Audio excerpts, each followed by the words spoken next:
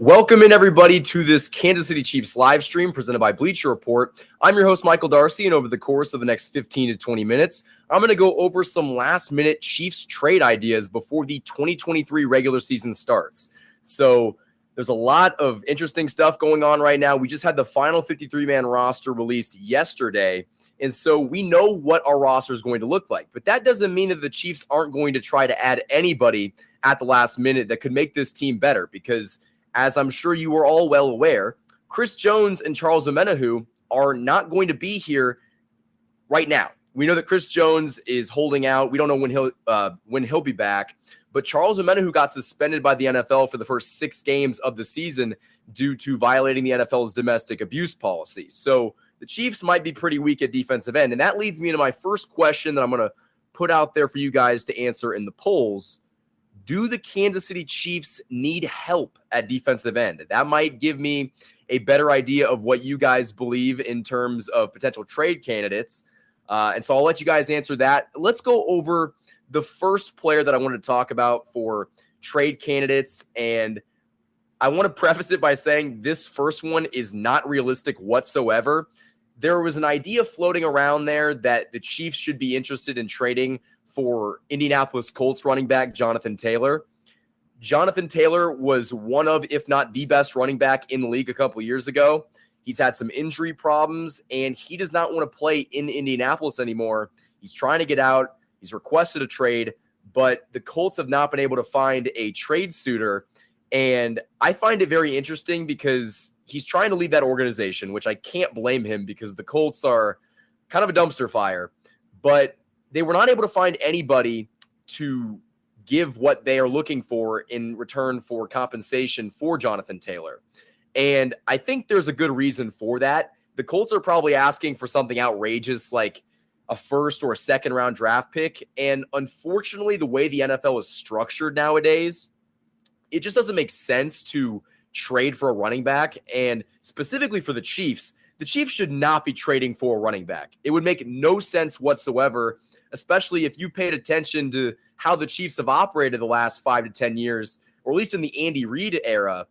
The Chiefs have always had solid, capable running backs, and they have not paid those guys. I mean, Kareem Hunt, we obviously saw what happened with him, and he got cut off the team, but I really do believe that once he came up for a contract extension, the Chiefs will not pay him, because at that position, you can find guys that can do the job just fine. We've seen so many running backs step up and do the job at a high level. Damian Williams, Isaiah Pacheco was a 7th-round draft pick, and he's your starting running back. So it wouldn't really make much sense for the Chiefs to trade for a running back, and which is why I don't think that Jonathan Taylor has been in the cards whatsoever. But I will say that Jonathan Taylor's on the PUP list right now. The PUP list is players unable to physically perform. So he can't play for the first 4 games of the season since he got put on that list yesterday. So while I don't think the Chiefs are going to trade for him, it'll be interesting seeing which NFL team is going to give up probably a substantial amount of compensation to trade for a running back who is going to want a big contract. And I just think that, whatever team does that, good for them. But in the Chiefs situation, it would not make any sense whatsoever to not only give up future compensation in the draft, but also trade for a guy that you're going to have to pay big time money at a position that the Chiefs have never really struggled at and have always been able to find the answer at. So I think that Jonathan Taylor is such an unrealistic trade target for the Kansas City Chiefs, but he might make some other team out there a very happy team. Let's get into the first player that I think would be an interesting candidate for trade for the Chiefs, and that's why I asked you if the Chiefs need help at defensive end. And right now I'm looking at the polls. 67% of you agree, and 33% of you disagree that we need more defensive end help. And I think that's so important to ask because a lot of the guys, most of the guys on this list are defensive ends, because I think the Chiefs really need guys to, join this defensive line, at least produce while Charles Omenihu and Chris Jones aren't on this team. That's going to be key, and that's going to be crucial. And that's why the first player that I think the Chiefs should target is Eagles defensive end Derek Barnett. The Eagles have way too many pass rushers on that roster. I mean, if we look back at that Super Bowl, they have so many guys that can rush the quarterback at such a high level that Derek Barnett just kind of got stuck behind a long line of better pass rushers. And so I think that, he wants out of Philadelphia. He's made that clear. The Eagles have granted him permission to seek a trade partner. Will the Eagles trade him to a team that beat them in the Super Bowl 7 months ago? Probably not. But it is interesting because I think Barnett offers something in terms of a veteran pass rusher who never really caught on in the NFL. He's only got 21 and a half sacks over 6 years. And considering the fact that he was the 14th overall pick in 2017, he hasn't amounted to be that stellar pass rusher that the Eagles thought that he could be. But that doesn't mean that he couldn't be a quality, veteran pass rusher that comes in and just fills in the gap while Chris Jones and Charles Omenihu isn't here. So for that reason, I think that the Chiefs should at least take a look at defensive end Derek Barnett, because you're going to need somebody to bring a veteran leadership and at least log you snaps, whether it is, a defensive end like Derek Barnett or the Chiefs go back and sign Carlos Dunlap. They need a veteran to come in and log snaps on this team. And that's why I think that Barnett could be an option to take a look at if you're the Chiefs. Sticking with the defensive end theme, we are going to talk about Commanders defensive end Chase Young. And if you've watched the Bleacher Report live streams all offseason long, we were talking about interesting trade candidates early on in the summer. And I was talking about Chase Young. And at the time, the Commanders had surprisingly declined Young's fifth-year option. Every first-round draft pick in the NFL has a fifth-year option, which means that the team can decide to pick up that player's fifth-year option. So you get a first-round talent for another year, and it's cheaper. That's why the Chiefs drafted Clyde in the first round, with the hope that they could, pick up that fifth-year option and he could be a solid player for 5 years instead of 4 years, because all the other draft picks don't have that fifth-year option. But the Commanders declined Chase Young's fifth-year option, and to me, that was really confusing. I was like, why would you not bring back a guy that, from what I saw, was a pretty dang good player? He was a young, up-and-coming defensive end that seemingly had all the tools coming out of Ohio State. He looked great in his first season. I mean, in 2020, he had 9 sacks, 7.5 sacks. He's got 9 sacks total. The problem with Chase Young is that he has not been able to stay healthy. I remember he had that ACL tear. And earlier this offseason, he suffered a stinger in that preseason game against the Browns. And so he hasn't even been cleared to come back to contact yet. So the injury concern and the injury history is definitely something to be fearful about when it comes to Chase Young. Chase Young is such an interesting candidate, though, because I could only think about what, our defensive coordinator, Steve Spagnuolo, could do with a guy like Chase Young. I think he's a bigger body defensive end. He kind of fits the profile of what Spags likes in a defensive end. And the talent's there. There's no question that the talent is there.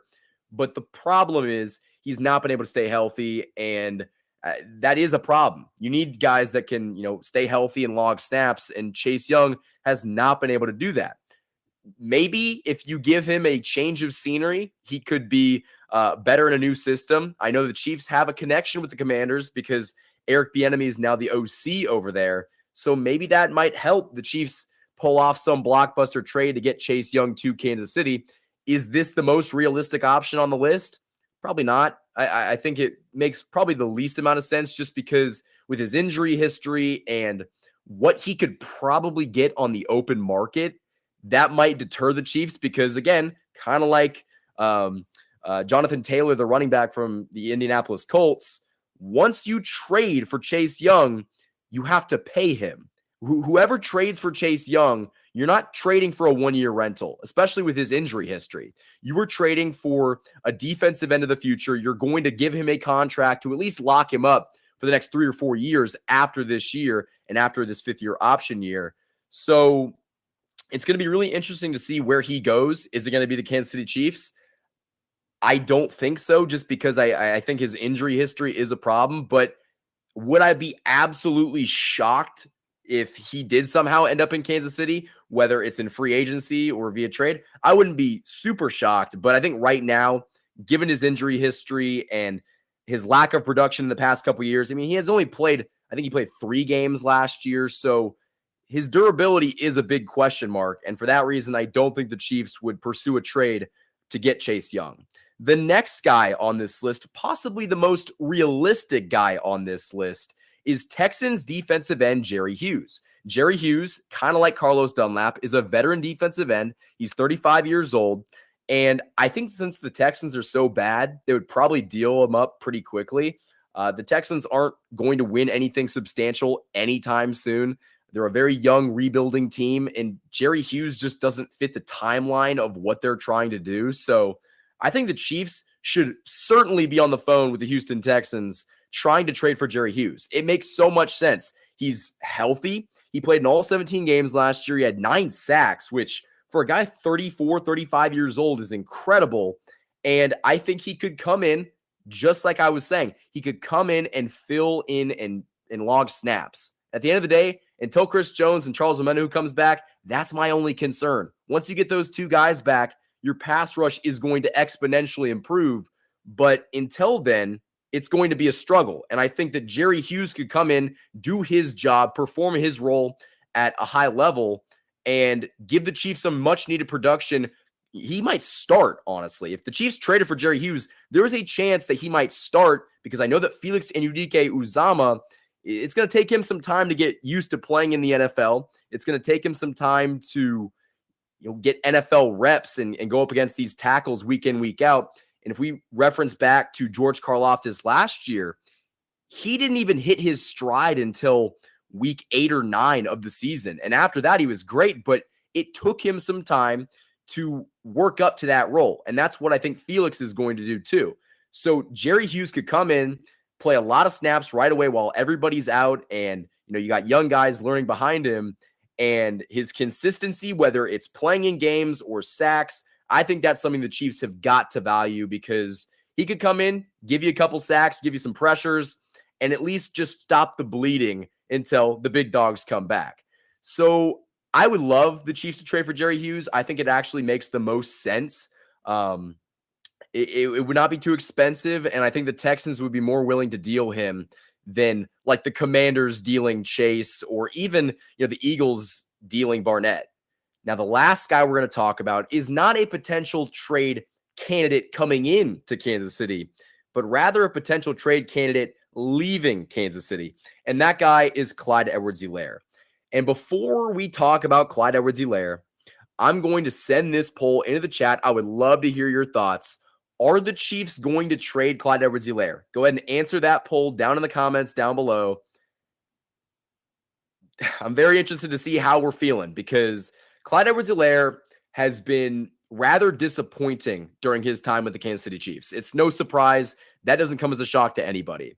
He was a first-round draft pick who somehow got drafted in the first round. He was projected to go in the second round, famously actually drafted before Jonathan Taylor. So maybe the Chiefs could try to, rewrite their wrongs and trade Clyde for Jonathan Taylor. That would never happen. But, Jonathan Taylor was drafted after Clyde, and Clyde coming into the league was praised for his pass catching ability, his ability to make people miss.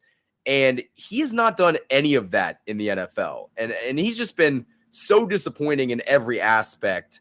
And so the question of if the Chiefs are going to trade him, I think that was their plan at the beginning of training camp. I think that, they obviously were trying to get him game reps in the preseason so that they could showcase his talents and maybe get something in return for him, once you have a potential trade suitor. But if you watch the preseason, he was really bad. He was not a good football player. He was getting a lot of runs with the ones.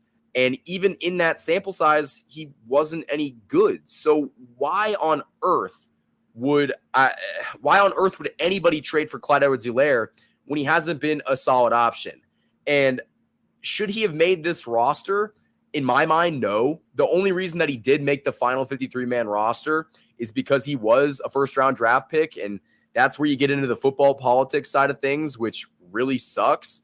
But I do think he's going to be on this team. Do I think that they could even find a trade suitor? I'm not sure, because, you drafted him in the first round with the final pick in the first round.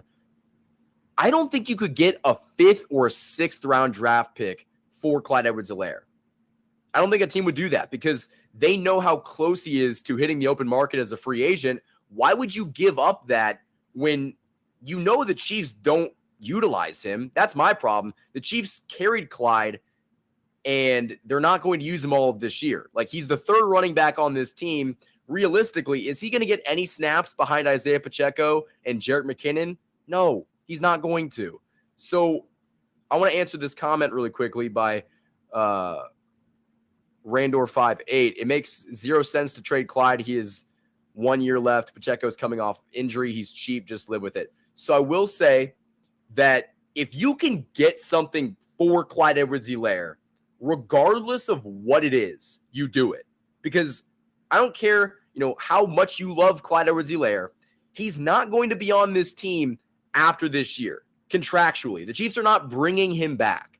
So if you have a chance to trade him, flip him for an asset, kind of like what the Chiefs did with Amir Smith-Marset, trading him to the Carolina Panthers and getting conditional 7th-round pick, which they're basically just swapping 7th-round picks.